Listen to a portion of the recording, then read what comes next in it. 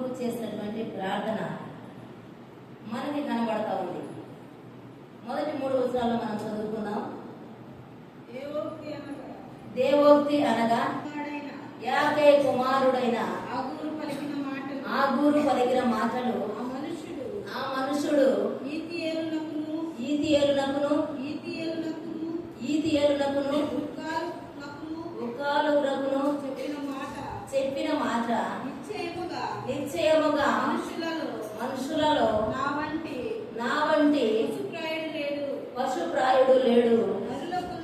నరులకు ఉన్న వివేచన నాకు లేదు. నేను జ్ఞానాభ్యాసమును చేసిన వాడను కాను. పరిశుద్ధ దేవుని గురించిన జ్ఞానము పొందలేదు. ఈ మాటలు మనకు కనబడతా ఉన్నాయి. ఇక్కడ ఒక క్రొత్త వ్యక్తిగా మనకు పరిచయం అవుతా ఉన్నాడు. ఈ ఆగూరుని గురించి బహుశా ఎప్పుడు వినలేదేమో అని అనుకుంటూ ఉన్నాను. దేవోక్తి అంటే దేవుని గురించినటువంటి మాటలు ఆగూరు మాట్లాడుతూ ఉన్నాడు. దేవోక్తి అనగా యాకే కుమారుడైన ఆగూరు పలికినటువంటి మాటలు ఆయన అంటా ఉన్నాడు. నేను పశుప్రాయుడును అంటా ఉన్నాడు. ఇప్పుడు విన్నాం కీర్తనల గ్రంథంలో, నేను పశుప్రాయుడును, నేను జ్ఞానము లేని వ్యక్తిని అంటా ఉన్నాడు. మనము ఏమని మాట్లాడుకుంటూ ఉంటాం? ఎవరికైనా మన గురించి మనం చెప్పుకుంటున్నప్పుడు మనల్ని మనము ఘనపరుచుకుంటూ, మనలో ఉన్న గొప్పతనాన్ని చెప్పుకుంటూ, మనలో ఉన్న జ్ఞానం కలిగినటువంటి విషయాలను మనము మాట్లాడుతూ ఉంటాం. కానీ మనకున్నటువంటి అజ్ఞానముల గురించి, మనకున్నటువంటి తక్కువ పరిస్థితుల గురించి మాట్లాడడానికి ఇష్టపడదు. ఆగూరు మాట్లాడుతూ ఉన్నాడు, నేను పశుప్రాయుడను, నేను జ్ఞానాభ్యాసము చేసిన వాడను కాను, పరిశుద్ధ దేవుని గురించిన జ్ఞానము నాకు లేదు అంటూ ఉన్నాడు. మంచి ప్రార్థన ఆగూరు చేస్తూ ఉన్నాడు. ప్రార్థన లేకపోతే విశ్వాసులు ఎలాగుంటారు? ప్రార్థన లేని విశ్వాసి ఎలాగుంటారు?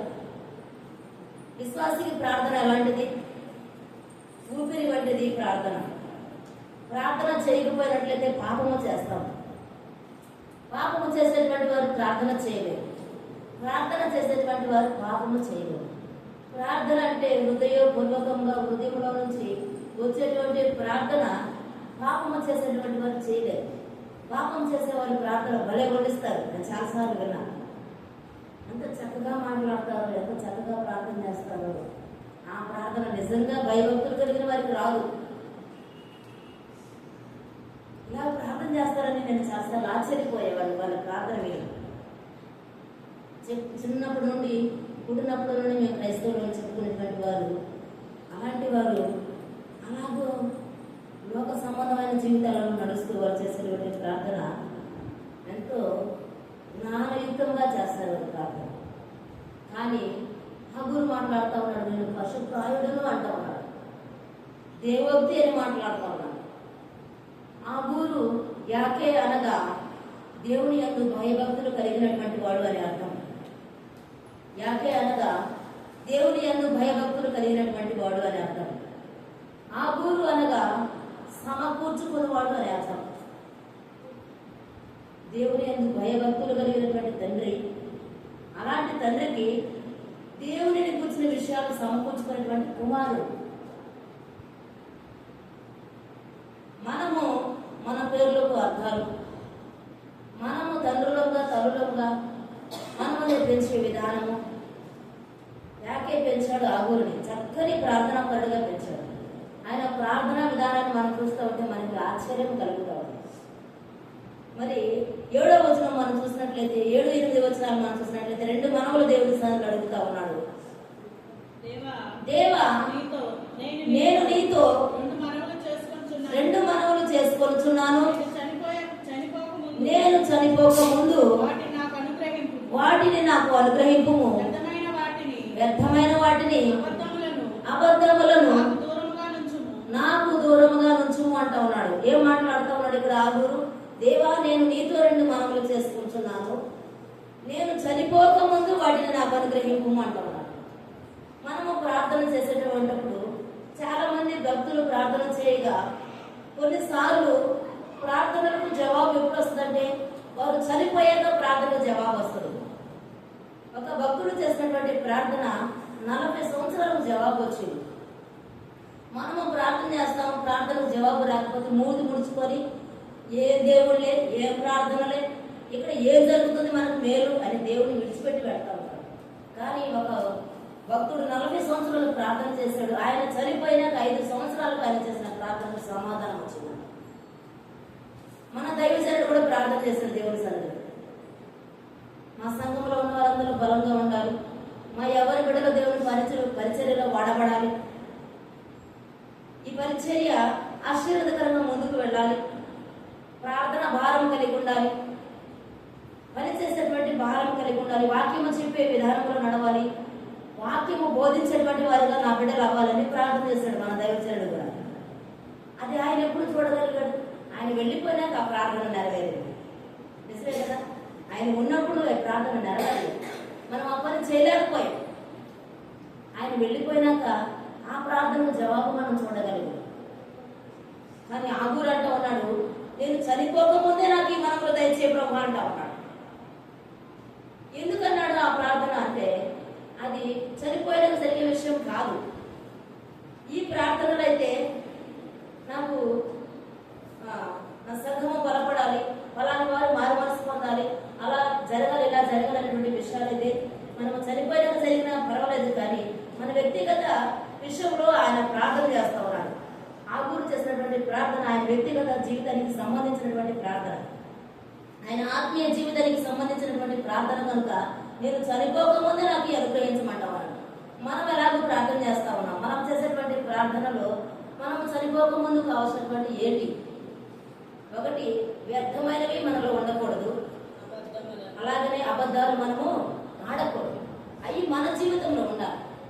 మనము బ్రతికి ఉండగా జరగాల్సినటువంటి పనులు రెండు. అందుకే ఆగూరు అంటూ ఉన్నాడు, నేను చనిపోకముందు ఆ 2 మార్పులు నాకు దయచే ప్రభు అంటా ఉన్నాడు. మనము బ్రతికి ఉండగా ఏం చేయాలంట? వ్యర్థమైన వాటిని మనలో నుండి తొలగించుకోవాలి. వ్యర్థమైనవి అంటే ఏంటి? ప్రసంగి గ్రంథకర్త అయినటువంటి సొలొమోను గారు రాశాడు కదా, చక్కగా మనం విన్నాం. ఏమేమి ఉన్నాయి ప్రసంగి గ్రంథంలో? సమస్తము వ్యర్థమే. ఆయన చాలా అనుభవించి చూశాడు. లోకములో ఆయనకు దేనికి కొదువలేదు, దావీదు సమకూర్చి పెట్టాడు, అన్నిటినీ అనుభవించాడు సొలొమోను గారు. ఆయన తోటలను నాటించుకున్నాడు, ఇళ్లను కట్టించుకున్నాడు, భార్యలను చేసుకున్నాడు. భార్యను కాదు, త్రాగుడు చూశాడు, అన్ని చూశాడు. ఆయన చూడనటువంటి లోకంలో ఏది లేదు. అంత అనుభవించినటువంటి సొలొమోను ఆయనకున్న జ్ఞానములో ఆయన తర్వాత కానీ ఆయనకు ముందు కానీ ఎవరికి అలాంటి జ్ఞానం లేదు. అంత జ్ఞానం కలిగినటువంటి సొలొమోను గారు చెప్తా ఉన్నాడు, వ్యర్థము వ్యర్థము వ్యర్థము, సమస్తము వ్యర్థము అంటా ఉన్నాడు. అయ్యే ఆగూరు మాట్లాడుతూ ఉన్నాడు, వ్యర్థమైన దానిని తొలగించు ప్రభువా, నాలో నుండి తీసివేయమంటా ఉన్నాడు. మనము కూడా మన జీవితంలో ఏది వ్యర్థముగా అనుభవిస్తూ ఉన్నామో, ఏది వ్యర్థముగా ఆచరిస్తూ ఉన్నామో వాటిని తొలగించుకోవాలి. వ్యర్థమైనటువంటి ప్రవర్తన తొలగించుకోవాలి మన జీవితంలో నుంచి. ఆగూరు ప్రార్థన చేసినట్టుగా మనం కూడా ప్రార్థన చేస్తా ఉన్నాము. మనము ప్రార్థన స్టార్ట్ చేసినప్పుడు నుండి రికార్డ్ చేసుకున్నాము, చూద్దాం ఎలా ప్రార్థన చేస్తాము. ఈరోజు సాయంత్రం నుంచి స్టార్ట్ చేద్దాము. మరి ఈరోజు సాయంత్రం ప్రార్థన చేసేటప్పుడు మీ సెల్ ఫోన్ రికార్డ్ చేయండి. ఒక వారం ఆగి మళ్ళీ ఆదివారం సాయంత్రం రికార్డ్ చేయండి, లేదంటే ఉదయం రికార్డ్ చేయండి. ప్రార్థనలో ఏమైనా మార్పులు ఉంటావన్నయ్యా, ఏమైనా అడుగుతా ఉన్నా మనం ప్రార్థనలో? మనం ఏం చేస్తా ఉంటాం? ప్రార్థన నాకు మంచి ఆరోగ్యం కావాలి, దీర్ఘాయుష్ కావాలి, నా బిడ్డల వివాహాలు కావాలి, నేను అది చేయాలి, ఇది చేయాలి, ఇంకా ఏదేదో లోక సంబంధమైనవి మనం అడుగుతా ఉన్నాం. కానీ ఆగూరు ప్రార్థన చేస్తూ ఉన్నాడు, వ్యర్థమైన వాటిని నాలో నుండి తొలగించుకోవాలి. ఏ రోజైనా మనం అలాగే ప్రార్థన చేస్తూ ఉన్నామా? వ్యర్థమైన మన జీవితంలో ఏమున్నాయో అని ఆలోచన చేస్తూ ఉన్నాం. అసలు ఆలోచన చేస్తే మనకు అవి వస్తాయి, ఆ ప్రార్థనలు వస్తాయి. ఊరు అంటూ ఉన్నాడు, వ్యర్థమైన వాటిని తొలగించు ప్రభావ. మనం కూడా మోకరించినప్పుడు వ్యర్థమైన వాటిని నాలో ఏమైనా ఉన్నాయేమో ప్రభావ తొలగించమని ప్రార్థన చేస్తాం. చెయ్యాలి. మన ప్రార్థన అంట జలగొప్ప 2 కుమార్తెలు ఉన్నారంట. వారి పేరు తెలుసా? సహోదరులకు బాగా తెలుసు ఉండొచ్చు. జలగొప్ప 2 కుమార్తెలు ఉన్నారు. దేవుని చిత్తమైతే తర్వాత దాని గురించి వివరించుకోవాలి. ఆ 2 కుమార్తెల పేరంట ఇమ్ము, ఇమ్ము. 2 కుమార్తెల పేరు ఇమ్ము, ఇమ్మి అంట. మనం కూడా మోకరించినప్పటి నుండి ఇమ్ము ప్రభు, ఇమ్ము ప్రభు, ఇదే మన ప్రార్థన. రికార్డు చేసుకుంటే మనం ఏం ప్రార్థన చేస్తున్నాం మనకు అర్థమైంది. తర్వాత ఇంటి అది ఈ ప్రభు, ఇది ఈ ప్రభు, ఇదే మన ప్రార్థన. కానీ ఆ ఊరు శ్రేష్టమైన ప్రార్థన చేస్తాం. వ్యర్థమైన వాటిని తొలగించుకోవాలి. వ్యర్థమైన మనలో నుండి తొలగించుకోవడానికి మనం ప్రయత్నం చేయాలి. మత్తయి సువార్త 12వ అధ్యాయం తీద్దాం. మత్తయి సువార్త 12వ అధ్యాయము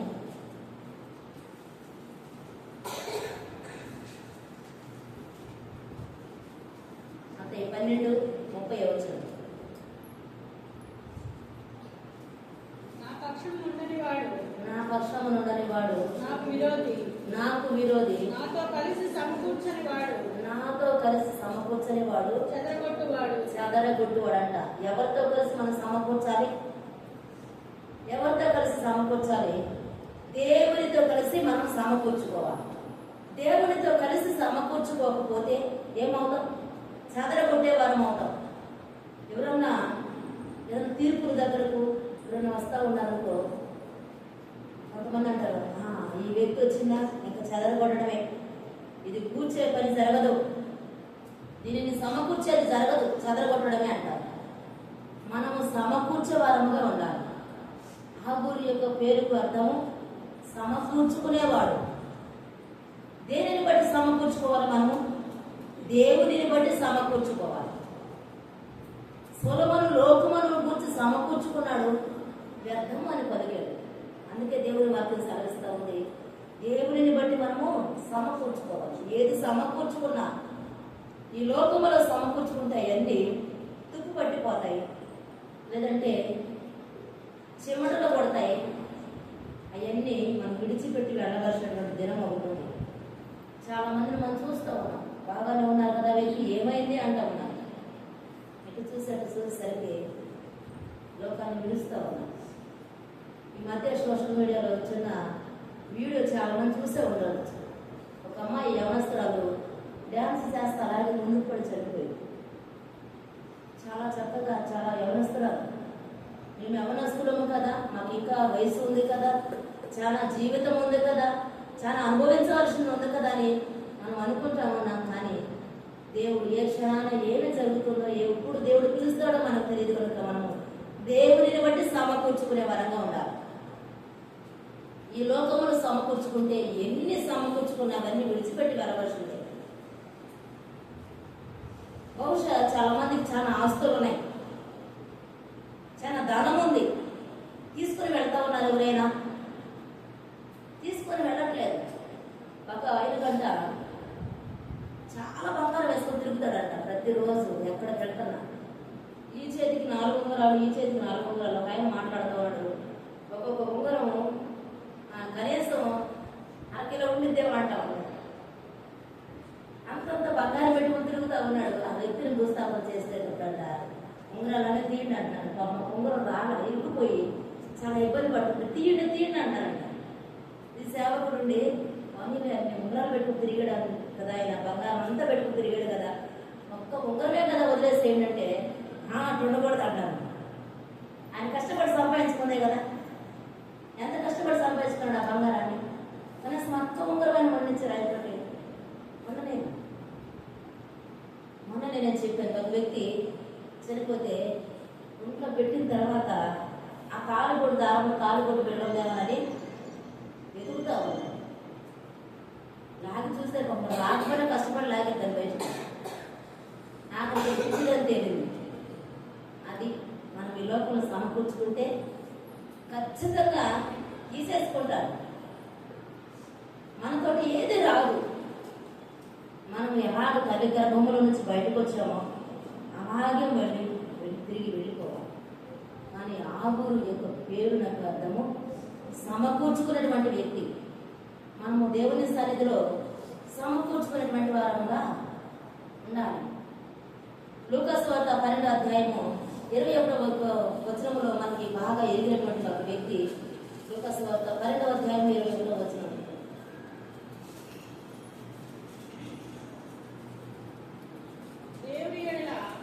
దేవుని ఎడల ధనవంతుడు కాక తన కొరకే సమకూర్చుకున్నవాడు అలాగనే ఉండనని ఆ పై వచనాలలో మనం చదివితే 16వ వచనం నుండి మనం చదివినట్లయితే మనకి స్పష్టంగా అర్థమవుతూ ఉంటది. మరియు ఆయన వారితో ఈ ఉపమానము చెప్పాను. ఒక ధనవంతుడు భూమి సమృద్ధిగా పండెను. అప్పుడు అతడు నా పంట సమకూర్చుకున్నటకు నాకు స్థలము చాలదు గనుక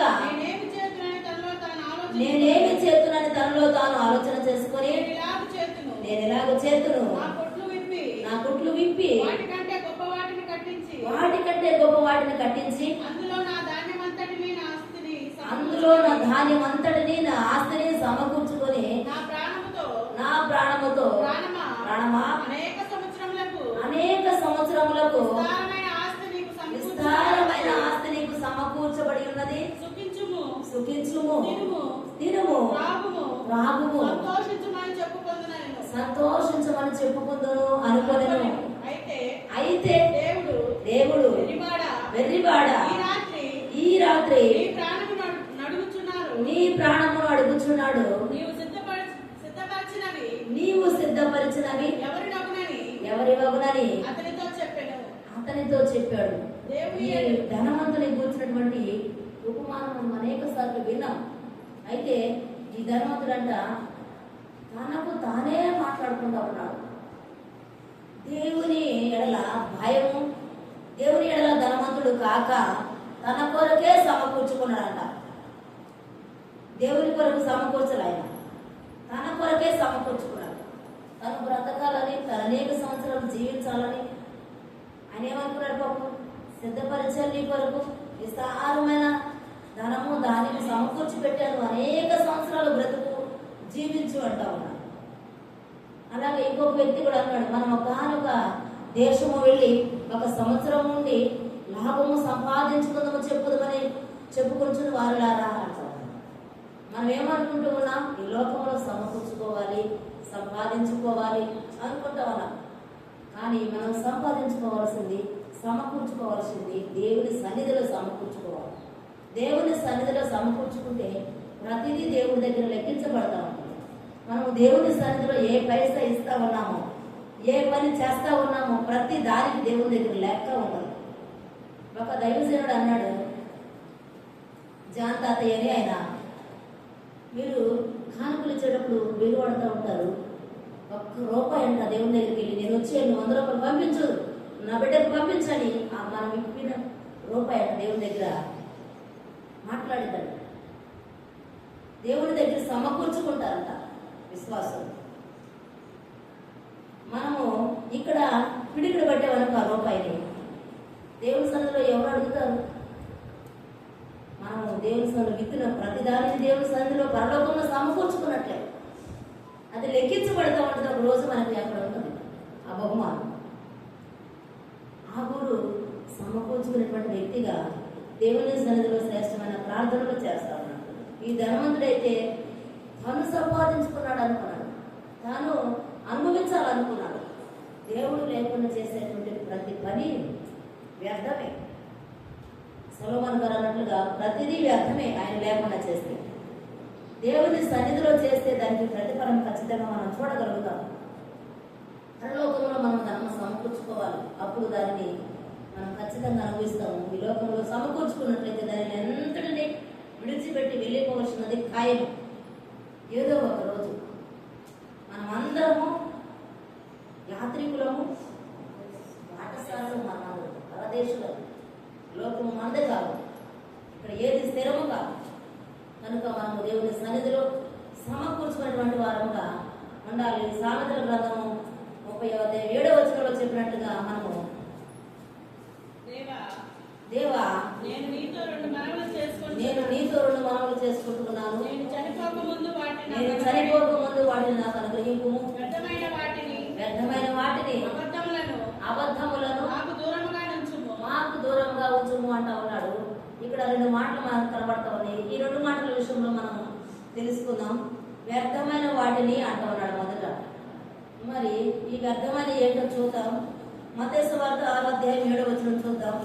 మత్తయి సువార్త 6వ అధ్యాయం 7వ వచనం, రోమీయులకు రాసిన పత్రిక 8వ అధ్యాయం 26వ వచనం చూద్దాం. మత్తయి సువార్త మొదటిగా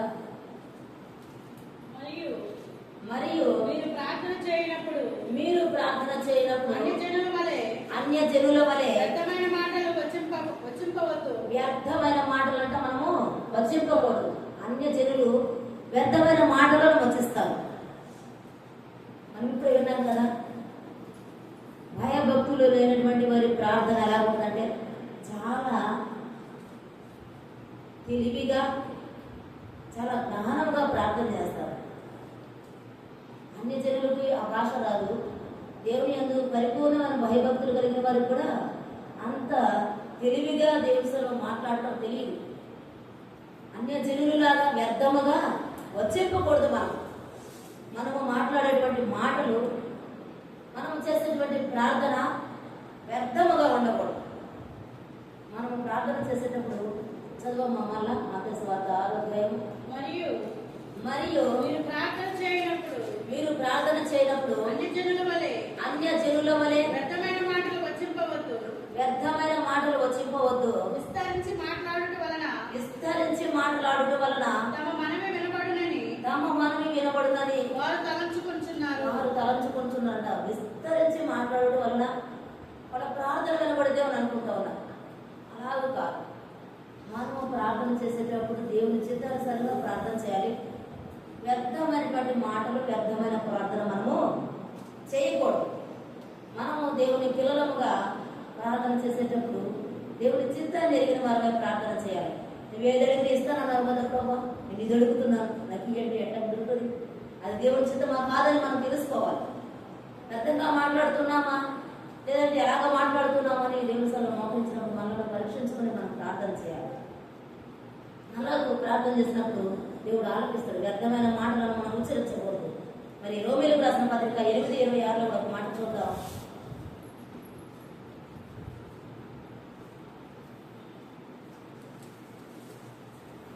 రోమా 8:26. అటువలే ఆత్మయు మన బలహీనతను చూచి సహాయము చేయుచున్నాడు. ఎలయనగా మనము యుక్తముగా ఎలాగూ ప్రార్థన చేయవలెనో మనకు తెలియదు గాని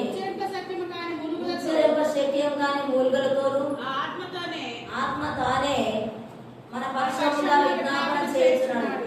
మనము ప్రార్థన చేసేటప్పుడు ఎలా చేయాలంటే వ్యర్థమైన మాటలను చెప్పకూడదు. అలాగే యుక్తముగా మనము ప్రార్థన చేయాలి. యుక్తముగా ప్రార్థన చేయాలంటే వ్యర్థమైనటువంటి మాటలు పలకకూడదు. ప్రార్థనలో మోకరించినప్పుడు ఎక్కడైనా సరే మనం వ్యర్థంగా మాట్లాడకూడదు. వ్యర్థమైనవి నాలో నుండి తొలగించు ప్రభు అని ప్రార్థన చేశాడు ఆగు. అలాగే మనం కూడా వ్యర్థమైన ప్రార్థనలు మనం ఎప్పుడైనా చేస్తూ ఉన్నామా, వ్యర్థంగా ఎలాగైనా ప్రవర్తిస్తూ ఉన్నామా, ఎప్పుడైనా దానిని మనలను మనం పరీక్షించుకొని వ్యర్థమైన వాటిని మనలో నుండి పరిపూర్ణంగా తొలగించుకోవడానికి మనము ప్రయత్నం చేయాలి. యెహెజ్కేలు గ్రంథం చూద్దాం. యెహెజ్కేలు గ్రంథం 13వ అధ్యాయం 8వ వచనం చూద్దాం.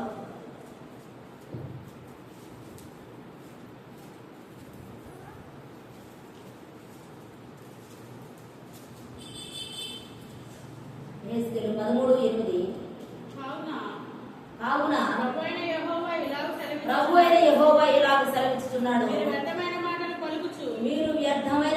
పలుకుచు నిరర్ధకమైన దర్శనములను కనుచున్నారు గనుక నేను మీకు విరోధిని అంటూ ఉన్నాడు. దేవుడు వ్యర్థమైన మాటలు మాట్లాడేటువంటి వారికి ఎలా ఉంటాడంట? దేవుడు విరోధిగా ఉన్నాడు. దేవుడు విరోధిగా ఉంటే మనం ఏమైనా చేయగలమా? దేవుడే విరోధి అయిపోతానంటా ఉన్నాడు.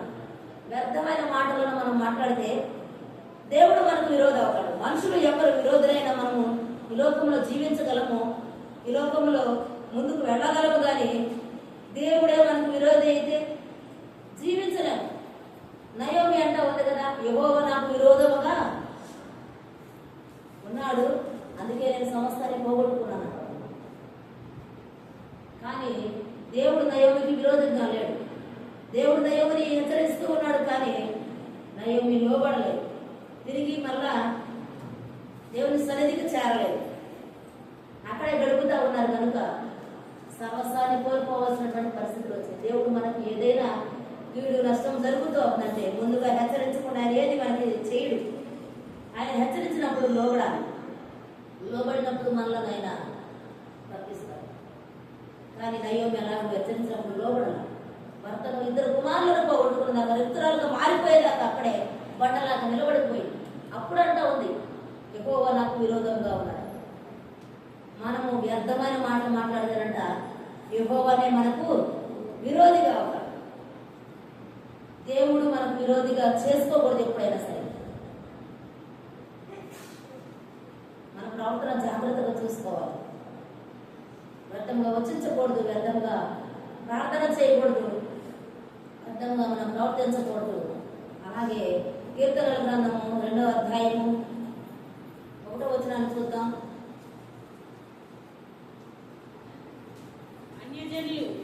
అన్యజనులు ఎలా అల్లరి రేపుచున్నారు, జనములు ఎలా వ్యర్థమైన దానిని తలంచుచున్నవి. మనము వారి కట్లు తెంపుదము రండి. ఇక్కడ మాట్లాడుతూ ఉంది ఈ వాక్యము. అన్యజనులు ఎలా అల్లరి రేపుచున్నారు, జనులు ఎలా వ్యర్థమైన దానిని తలంచుచున్నారు. వ్యర్థమైన వేట, వ్యర్థమైన మాటలు మనం మాట్లాడకూడదు, వ్యర్థముగా ప్రార్థన చేయకూడదు. అలాగే వ్యర్థమైన తలంపులు కూడా మనకి ఉండకూడదు. మన తలంపులలో ఏముండాలి, ఏమి తలంచుకుంటూ ఉండాలంటే మనము దేవుని గురించినటువంటి మాటలు తప్ప వ్యర్థమైనవి తలంచుకుంటా ఉండకూడదు. అలాగుంటే అన్యజనులు అని వాక్యం సెలవిస్తారు. అన్యజనులు ఎలా అల్లరి రేపుచున్నారు, జనములు ఎలా వ్యర్థమైన దానిని తలంచుతున్నారు. వ్యర్థమైన వాటిని కూడా మనం తలంచుకోము. మన ఆలోచనలు పరిశుద్ధంగా ఉండాలి. మన ఆలోచన విధానము, మన మాట్లాడే తీరు పరిశుద్ధంగా ఉండాలి. ఇతరులను గాయపరిచే విధంగా ఉండకూడదు, ఇతరులను బాధ పెట్టే విధంగా ఉండకూడదు. కొంతమంది తలంపులు ఎలా ఉన్నాయంటే ఎప్పుడు కేవలం వారి ఊహంతయు చెడ్డదిగా ఉన్నది. ఆదికాండంలో ఉంది కదా, ఆదికాండం 6వ అధ్యాయంలో దేవుడే మాట్లాడుతూ ఉన్నాడు. నరుల ఆలోచనలు చెడ్డవి. మన ఆలోచనలు ఎలా ఉన్నాయంట, చెడ్డవిగా ఉన్నాయి. మన తలంపులు వ్యర్థమైనవిగా ఉన్నాయి. మన తలంపులు అలా ఉండకూడదు, చెడ్డవిగా ఉండకూడదు, వ్యర్థమైనవిగా మన తలంపులు ఉండకూడదు. మన తలంపులు మంచివిగా ఉండాలి, దేవునికి అనుకూలమైనవిగా ఉండాలి. అప్పుడు ప్రార్థన చేస్తా ఉన్నాడు, వ్యర్థమైన వాటిని తొలగించు ప్రభువా అంటా ఉన్నాడు. మన ఆలోచనలు, మన తలంపులు వ్యర్థమైనవి మనలో ఉండకూడదు, ఉండడానికి వీల్లేదు. అలాగే సామెతల గ్రంథంలో 94వ అధ్యాయము 11వ వచనం కూడా చూద్దాం. కీర్తన గ్రంథం 94:11 కూడా నరుల ఆలోచనలు వ్యర్థములని యెహోవాకు తెలిసి ఉందంట. మన ఆలోచనలు ఎలా ఉన్నాయంట, వ్యర్థమైనని మన ప్రక్క వారికే కాదు, దేవుడికి తెలుసు. మనం అనుకుంటా ఉన్నాం, మనం చీకట్లో చేస్తా ఉన్నాము, ఎవరు లేని స్థలాల్లో మనం ఉంటా ఉన్నాం, ఎవరు లేని స్థలాల్లో మనం మాట్లాడుతూ ఉన్నాం, ఎవరు వినట్లేదు అని మనం అనుకుంటా ఉన్నాం. కానీ మన వ్యర్థ ఆలోచనలంట, నరుల వ్యర్థ ఆలోచనలు ఎవరికి తెలుసు, యెహోవాకు తెలిసి ఉన్నాయి. దేవునికి మరుగుగా మనము ఏది చేయలేము, పనులు చేయలేము, ఆలోచనలు కూడా చేయలేము. వ్యర్థమైనటువంటి వాటిని మనం తొలగించుకోవాలి. సామెతల గ్రంథం 31వ అధ్యాయంలో చూద్దాం. ఎలాగో మనం ప్రార్థన చేస్తామో మన ప్రార్థనలు ఎలా ఉంటాయో. 31వ అధ్యాయం 15వ వచనంలో ఒక మాట ఉంది. సామెతల గ్రంథము 30వ అధ్యాయము 15వ వచనం. సరే, మాట మనం ఎంత విన్నాం కదా. జలగకు జలగప్పు ఇద్దరు ఇమ్ము ఇమ్ము అను జలగప్పు ఇమ్ము ఇమ్ము అను కుమారులు ఇద్దరు కలరు. కుమారులు ఇద్దరు కలరు. తృప్తి పడనివి తృప్తి పడనవి మూడు కలవు. మూడు కలవు. చాలును అని చాలును అని పలుకునేవి నాలుగు కలవు. పలుకునవి నాలుగు కలవు. అవేవనగా అవేవనగా పాతాళము పాతాళము కనని గర్భము కనని గర్భము నీరు చాలని నీరు చాలని అనున భూమి అన్న భూమి చాలును అనని అగ్ని చాలు అనని అగ్ని. తండ్రిని చాలు. ఇక్కడ మనకి ప్రార్థన చేసేటప్పుడు మనము చేసేటువంటి ప్రార్థనలు ఇమ్ము ఇమ్ము అని జలగపు ఇమ్ము ఇమ్ము అని ఇద్దరు కుమార్తెలు ఉన్నట్లుగా మనం ప్రార్థన చేస్తూ ఉంటాం. ఎప్పుడు ఇమ్ము ఇమ్ము అని. అలాగే తృప్తి పడన వెంట మూడు నెయ్యి చాలు అననవి నాలుగనవి. మనం కూడా అలాగే ప్రార్థన చేస్తూ ఉంటాం. దేవుడు ఎంత ఇచ్చినా సరే చాలు అనే మాట మనం అనం. ఇక్కడ నాలుగు కనబడతా ఉన్నాయి. చాలు అనని పాతాళము చాలు అనదంట. ఎంత వేల మంది ప్రజలు, లక్షల మంది ప్రజలు చనిపోతా ఉన్నప్పుడు పాతాళం చాలు ఏం కాగమని అంటున్నా అన్నదు.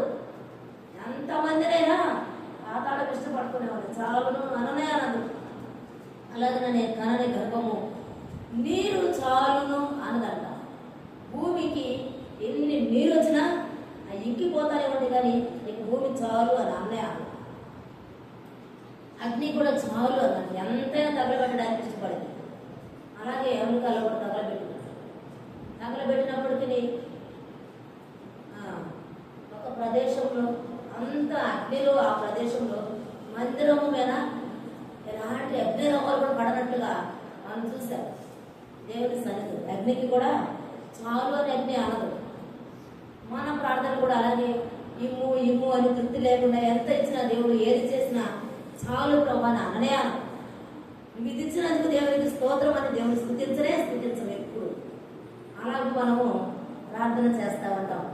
అలా ప్రార్థన చేయడం కాదు, కానీ ఆకులాగా మనము నాకు వ్యర్థమైనవి తొలగించు అని ప్రార్థన చేయాలి. అలాగనే అబద్ధములు నేను మాట్లాడకుండా చేయమని ప్రార్థన చేయాలి. అబద్ధాలు చెప్పను నేను అనేటువంటి వారు ఎవరైనా ఉన్నామా?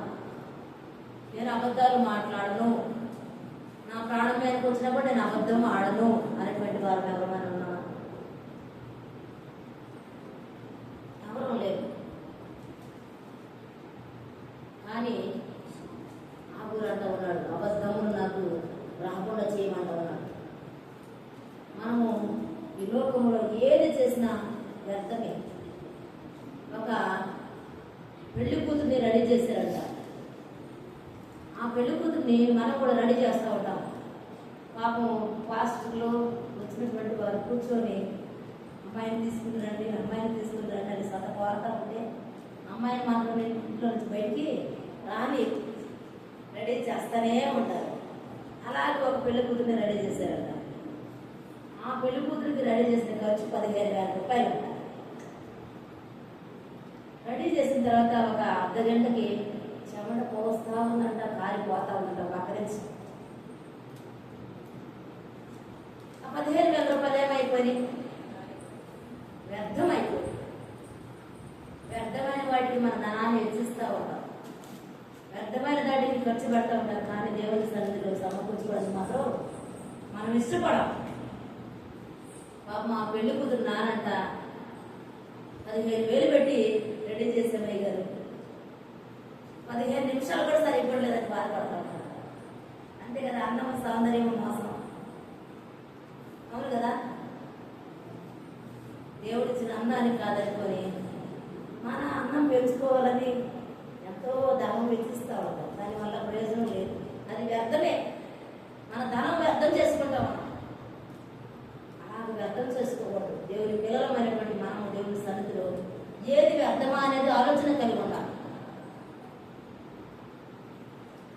మనకి అలంకారం ఏదంటే ఈ దూరప్రసలు ఒకటి అయిపోయింది కనుక 1 పేతురు పత్రికలో ఉంది.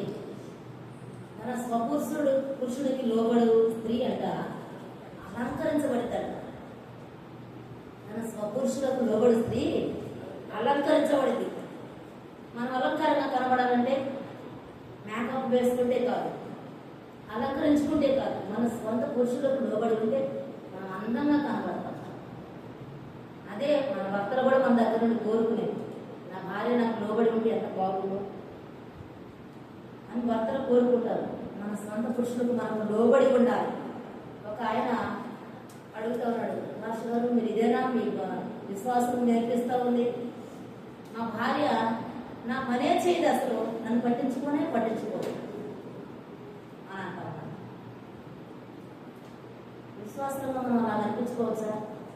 మన భర్తలు తిన్నారా లేదా, వాళ్ళకి ఏం చేసి పెట్టాలి, వాళ్ళని ఎలా మంచిగా చూసుకోవాలి, వాళ్ళ రాబడి అంతటా మనం ఎలా జాగ్రత్తగా ఖర్చు పెట్టాలి, వారికి ఎలాగ మనం ఆదాయం చేయాలనేటువంటి ఆలోచనతోనే ఉండాలి. కానీ మన భర్తలకు మనం ఎదురు తిరిగి వాళ్ళని సరిగ్గా చూసుకోకపోతే మనం ఎంత అలంకరించుకున్నా మనం వికారంగానే కనబడతాం లోకాలు. అది కూడా వ్యర్థమే. వాటిని కూడా మనం విడిచిపెట్టాలి. పురుషులకు లోబడిగా స్త్రీకి అందం. పురుషులకు లోబడకపోతే మన అందం వ్యర్థం. స్త్రీలంగా మన స్వపురుషులకు లోబడి ఉండటం మనకి అందం. అది దేవునికి మహిమ. మరి సామెతల గ్రంథంలో అబద్ధములు ఆడవద్దు అని అన్నాడు కదా. అబద్ధములు ఆడకుండా నీకు సహాయం చేయకపో అన్నాడు కదా. మరి అబద్ధము ఆడినటువంటి వారు ఎవరో మనం చూద్దాం. యోహాను సువార్త 8వ అధ్యాయము 44వ వచనంలో మనం చూద్దాం. అబద్ధము ఆడిన వారు ఆడని వారు కూడా చూద్దాం. ఇప్పుడే తీసావు యోహాను సువార్త 4వ అధ్యాయం తీసాం కదా. చూద్దాం మరొకసారి 8వ అధ్యాయం 8:44 చూద్దాం. మీరు మీ తండ్రి యొక్క అపవాది సంబంధులు. యోహాను సువార్త 8వ అధ్యాయం 44వ వచనం. మీరు మీ తండ్రి యొక్క అపవాది సంబంధులు, మీ తండ్రి దురాశలు నెరవేర్చుతూనే ఆది నుండి వాడు నరహంతకుడై ఉండి సత్యమందు నిలిచిన వాడు కాడు. వాని యందు సత్యమే లేదు. వాడు అబద్ధమాడునప్పుడు తన స్వభావం అనుసరించి మాటలాడును. వాడు అబద్ధికుడును అబద్ధమునకు జనకుడునై ఉన్నాడు. అబద్ధములు ఆడేటువంటి వారు ఎవరంటే అపవాది. వాడు అబద్ధికుడును అబద్ధమునకు జనకుడునై ఉన్నాడు. జనకుడు అంటే తండ్రి అని అర్థం. అబద్ధానికంటే అపవాది తండ్రి. మనల్ని అపవాది అబద్ధాలు ఆడిస్తూ ఉంటాడు. కొన్నిసార్లు ఆడించినప్పుడు మనము అబద్ధాలు ఆడకూడదు. ఏ పరిస్థితి అయినా మన ప్రాణం వెనుకొచ్చినా ఏమైంది ఒక మాట అంటారు, అంతే కదా. ఇంకా అంతకు మించి ఏం లేదు. అబద్ధాలు ఆడకూడదు. అబద్ధానికి జనకుడు అపవాది. అబద్ధం ఆడినట్లయితే మనం అపవాదిని గెలిపించిన వారం అవుతాం. కనుక మనము అబద్ధాలు ఆడకూడదు. లేవికాండము 9వ అధ్యాయము 11వ వచనంలో మాట చూద్దాం. లేవికాండము 9వ అధ్యాయం 11వ వచనంలో మాట చూద్దాం.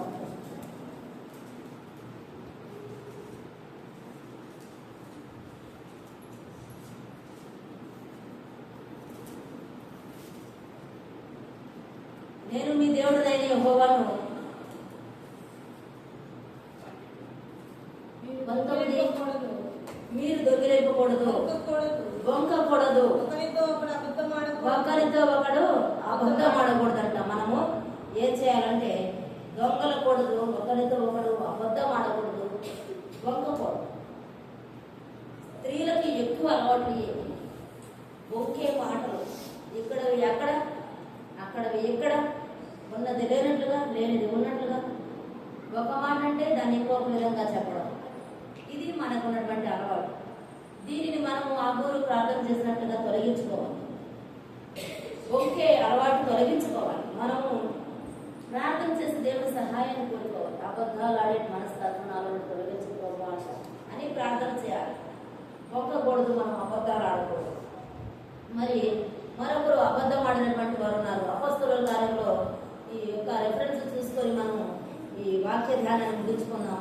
మనం అందరము ఎదిగినటువంటి వ్యక్తులు, భార్య భర్తలు అనన్య సఫీరా అనేటువంటి వ్యక్తులు. అపొస్తలుల కార్యం 5వ అధ్యాయం 4వ వచనంలో చూద్దాం.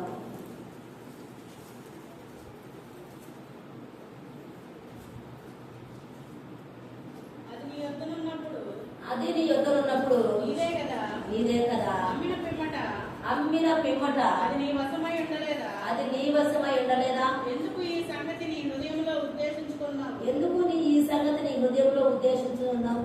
నీవు మనుషులతో కాదు, నీవు మనుషులతో కాదు, దేవునితోనే అబద్ధమాడితవని దేవునితోనే అబద్ధమాడితవని వానితో చెప్పెను. అననీయ ఈ మాటలు వినుచునే ఈ మాటలు వినుచూనే పడి ప్రాణము విడువగా తక్కిన వారందరికీ మిగుల భయం కలిగెను. అప్పుడు పొడుచువారు లేచి వాని బట్టతో చుట్టి మూసుకొని పోయి పాతి పెట్టారు.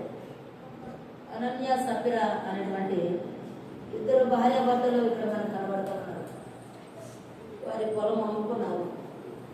అమ్మినాక దేవుని సన్నిధిలో తెచ్చేయాల్సినటువంటి సమయంలో ఇద్దరు మాట్లాడుకున్నారు. ఇంటి దగ్గర చక్కగా ఏకీవించి భర్త భార్యతో ఇంతకే ఆమె చెప్పు అని సలహా ఇచ్చాడు భార్యకి. భార్య కూడా నువ్వు నాకు చెప్తా ఉన్నా బాగానే ఉంది, నువ్వు కూడా చెప్తావా అలాగే, నువ్వు కూడా ఇంతకే అమ్మేనని చెప్తావా అని భార్య కూడా అడిగింది. ఇద్దరు కలిసి మాట్లాడుకున్నారు. అబద్ధం ఆడే విషయంలో భార్య భర్తలు అంత చక్కగా మాట్లాడుకుంటా ఉన్నారు. మాట్లాడుకున్నారు. అందులో పేతురు గారు ఆత్మ కలిగిన వాడు, ఆయన గట్టిగా నిలదీస్తాడు. నువ్వు ఎలాగ చెప్తావో ఏం చేస్తావో చిక్కిపోతావేమో, అబద్ధం ఆడినా గట్టిగా మాట్లాడాలి. కొంతమంది అంటారు కదా అబద్ధం ఆడుతుంట గోడ పెట్టినట్టు ఉండాలంట. అట్లాగా గట్టిగా మాట్లాడాలి అని భార్య భర్తలు ఇద్దరు మాట్లాడుకొని వచ్చారు. పాపం దేవుని సన్నిధిలో ఇచ్చే విషయంలో మనం ఎన్ని అబద్ధాలు ఆడుతూ ఉంటామో, ఎన్ని కుయుక్తులు కలిగి ఉంటామో, ఎంత తెలివితేటలు ఉపయోగిస్తాము. అలాగే మాట్లాడుకున్నారు అనన్య సఫిర. మనం ఇంతకే అమ్మాం, ఇంతకే ఇంతకే ఇంతకే అని నొక్కి చెప్పుకున్నారు ఇద్దరి దగ్గర. ఒకరి చావు ఒకరు చూడకుండా చనిపోయారు. భార్య చావు భర్త చూడలేదు, భర్త చావు భార్య చూడలేదు. మందిరములు అలాగనే దేవుని సన్నిధిలో అబద్ధం ఆడి ప్రాణము విడిచారు. మాట్లాడుతూనే ప్రాణము విడిచారు. దేవుని సన్నిధిలో ఇచ్చే విషయంలో మనం కూడా ఉప్పులు బిగిస్తూ ఉంటాం. దశమ భాగం ఇస్తున్నారంటే చాలా మందికి అసలు అలవాటే తెలియదు. పిడుగులు బిగిస్తూ ఉంటాం. కానీ దానివల్ల మన కుటుంబాలు ఆశీర్వదించబడతాయా లేదా అనేది మనం ఆలోచన చేసుకోవాలి. ఈ అనన్య సఫిర వారి పిడుగులు బిగించారు. దాచారు కొంత ధనాన్నింట్లో. దాచి దైవ సేవకుడైనటువంటి పేతురు గారి దగ్గరికి వచ్చి ఇంతకే అమ్మేం మేము అని చెప్తారు. దాచినటువంటి ధనం ఏమైనా అనుభవించారా? అబద్ధమాడినటువంటి వారి భార్య భర్తలు ఇద్దరు ఏమైనా అనుభవించారా? దేవుడి సన్నిధిలో అబద్ధాలు ఎందుకు చెప్పాలి? మనకి కొన్ని వేలు సంపాదించుకున్నప్పుడు వస్తాయి, కనీసం 100 రూపాయలు తినడం కూడా మన ప్రాణం అవ్వదు. చాలా మంది ఉన్నారు అలాంటి అనుభవం కలిగిన వాళ్ళు. కొంతమంది వారు పనికి వెళ్ళి సంపాదించినా ఏది చేసినా నమ్మకంగా దర్శన భాగం తీసేటువంటి అలవాటు చాలా మందికి ఉంది. అలాంటి వారిని దేవుడు ఆశీర్వదిస్తాడు ఖచ్చితంగా. మనం పరలోకంలో సమకూర్చుకుంటూ ఉంటాం కదా. లోక సామెత ఉంది కదా, ఉన్నమాట అంటే గుండూరు వచ్చేదాన్ని. మనకి గుండూరు కావాలా, పరలోకం కావాలి? గుండూరు మనకు అవసరం లేదు, పైలోకం కావాలి. పై ఊరు మనకు కావాలి. పై ఊరు మనకు కావాలి కనుక మనం అబద్ధం ఆడకూడదు. గుండూరు మనకు అచ్చలేకపోయినా బాధ లేదు. మనకి ఈ ఊరు అవసరం లేదు, మన ఈ ఊరు కాదు అసలు. మన ఊరు పరలోకం కనుక మనం పై ఊరు కోసం ఎదురు చూద్దాం. అబద్ధములు ఆడేటువంటి మనస్థితిని ఇకనైనా తొలగించుకున్నాం. మనుషుల దగ్గర అబద్ధం ఆడినా, దేవుని సన్నిధిలో అబద్ధం ఆడినా దేవుని వాక్యం సెలవిస్తూ ఉంది, యెహోవాకు విరుద్ధంగా అబద్ధం ఆడతా ఉన్నాం. మనం అబద్ధం ఆడటం వలన యెహోవా మనకు విరోధి అయిపోతాడు. ఆ గురు చక్కని ప్రార్థన చేశాడు. ఒక్కసారి మళ్ళా మనం అక్కడ పోదాం, ముగించుకుందాం దేవుని వాక్యం. ఆ గురు చేసినటువంటి ప్రార్థన, నేను దేవా నేను నీతో 2 మనవులు చేసుకొనిచున్నాను, నేను చనిపోక ముందే వాటిని నాకు అనుగ్రహింపుము. వ్యర్థమైన వాటిని అబద్ధములను నాకు దూరం చేయము అంటా ఉన్నాడు. మనము కూడా ఈ దినము నుండి ఎలాగో ప్రార్థన చేయాలంటే ఆ గురులాగో ప్రార్థన చేయాలి. ఇంకా చాలా అడగడం జరిగింది. క్రిందకు వస్తున్నట్లయితే వాటన్నిటిని ఇప్పుడు ధ్యానం చేసుకుంటే మన సమయం లేదు కనుక ఈ రోజు ప్రత్యేకంగా ఈ 2 విషయాలను మనం జ్ఞాపకం ఉంచుకొని ప్రార్థన చేస్తూ ముందుకు వెళదాం. మన జీవితంలో మొదటిది వ్యర్థమైన వాటిని విడిచిపెట్టాలి. రెండవది అబద్ధములాడేటువంటి మనస్తత్వాన్ని ఆ యొక్క అలవాటును మనము విడిచిపెట్టాలి. ఉన్నది ఉన్నట్టుగా మాట్లాడాలి, యథార్థంగా మాట్లాడాలి. అబద్ధం ఆడినటువంటి అనన్య సఫీరా ఏమైపోయారు? మరి అబద్ధం ఆడినటువంటి వారు అనేక మంది ఉన్నారు. మరి ఏమైపోయారో మనకు తెలుసు బాగా. కనుక మనము ముందు వచ్చలేకపోయినా మనకు బాధ లేదు. మనకు పరలోకం కావాలి కనుక మనము యథార్థం మాట్లాడదాం, నమ్మకంగా మాట్లాడదాం. అలాగూ మాట్లాడి ఈ 2 విషయాల్లో చాలా జాగ్రత్త కలిగిన వారిని ఇక నుంచైనా మోకరించినప్పుడు మన ప్రార్థన విధానం ఎలా ఉందనేది ఆలోచన చేసుకొని మనం ప్రార్థన చేద్దాం. కుటుంబాలు దీవించబడాలి, మంచిదే. కానీ మన ఆత్మీయ జీవితం కోసం కూడా ప్రార్థన చేద్దాం. ఈ 30వ అధ్యాయం కిందకు వస్తూ ఉంటే మాట్లాడుతూ ఉన్నాడు, నేను వేదనైనా కాకుండా, నేను ధనికమైన వాడిని కాకుండా నాకు దగ్గు మాత్రం ఈ ప్రభువుని ప్రార్థన చేస్తున్నాడు. ఎంత శ్రేష్టమైనటువంటి ప్రార్థనలు ఆ గురు జీవితంలో ఉన్నాయో ఈ 30వ అధ్యాయంలో మనం అంతా చదువుకుంటే మనకి స్పష్టంగా అర్థమవుతుందండి. అందుకే వాక్యాన్ని చదవండి, బైబిల్ చదవండి పదే పదే చెప్తుంది. ఎందుకంటే ఒక్కసారి అర్థం కాకపోయినా రెండోసారి అర్థమైంది, రెండోసారి అర్థమైంది, మూడోసారి అర్థమైంది. మనం చదివే కొద్ది కొత్త మాటలు, కొత్త పదాలు, కొత్త అక్షరాలు మనకి కనబడుతూనే ఉంటాయి. మనకి కొన్ని అర్థమవుతూ ఉంటాయి. కనుక వాక్యాన్ని చదవండి అని చెప్పేది ఇందుకే మనం తెలుసుకుంటామని. ప్రత్యేకంగా సామెతల గ్రంథము మన జీవితాన్ని ఎలాగ కట్టుకోవాలో, మన ఇరుగు పొరుగు వారితో ఎలాగ మాట్లాడాలో, ఎలాగ ప్రవర్తించాలో చెప్పేటువంటి సామెతల గ్రంథం. సామెతల గ్రంథం చాలా మంచి నడవడిని, ప్రవర్తనను మనకు నేర్పించేటువంటి గ్రంథం. మనం ఆత్మనేత్రాలతో చదవాలి. లోక సంబంధమైన ఆలోచనతో చదివితే లోక సంబంధంగానే కనబడుతుంది. మనం దేవుని యొక్క ఆత్మనేత్రాలతో చదివినట్లయితే ఆత్మీయంగా మనకు అర్థం చేసుకుంటూ చదవాలి దేవుని వాక్యాలు. మనము దేవుని సన్నిధిలో ఉన్నటువంటి మనము ఆయన సన్నిధిలో మనం ప్రార్థన చేద్దాం.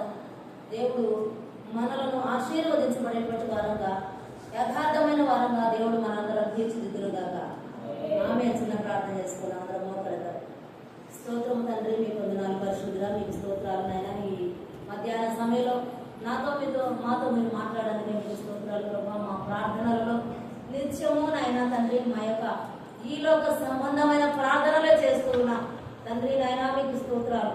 ఈ దినం నుండి ప్రభా మా ఆత్మీయ జీవితాన్ని కట్టుకునే ప్రార్థనలు చేసేటువంటి వారంగా మమ్మల్ని మీరు సిద్ధపరచిన నాయన మీకు స్తోత్రాలు. చక్కని పేరు కలిగినటువంటి తండ్రి కుమారులు ప్రభా మీకు స్తోత్రాలు. యాకే అనగా దేవుని యందు భయభక్తులు కలిగిన వాడు ప్రభా మీకు స్తోత్రాలు నాయన. ఆ గురు అనగా సమకూర్చుకున్న వాడు అనే ప్రభా మీకు స్తోత్రాలు నాయన. అలాగనే మేము కూడా మీ సన్నిధిలో పరలోకంలో సమకూర్చుకునే వారుగా సిద్ధపరచిన తండ్రి మీరు కృప దయచేయండి తండ్రి. మీకు స్తోత్రాలు చెల్లిస్తున్నాం నాయన. మా జీవితంలో మన వ్యర్థమైన వాటిని మీరు తొలగించుకునే కృపను దయచేయండి నాయన. అయ్యా మీకు స్తోత్రాలు చెల్లిస్తున్నాం. అబద్ధములనే మనసును మాలో నుండి పరిపూర్ణంగా తొలగించి కృప దయచేయండి తండ్రి. మీకు స్తోత్రాలు చెల్లిస్తూ మహిమ పొందమని నిత్యము ఈ వాక్యాన్ని నెమరు వేసుకుంటూ జీవించే కృపను అనుగ్రహించి నడిపించమని మీ చేతులకు మమ్మల్ని సంపూర్ణంగా సమర్పించుకుంటూ యేసుక్రీస్తు వారి శ్రేష్టమైన నామంలో ప్రార్థించి స్తుతించి వేడుకుంటూ ఉన్నాము తండ్రి. ఆమేన్.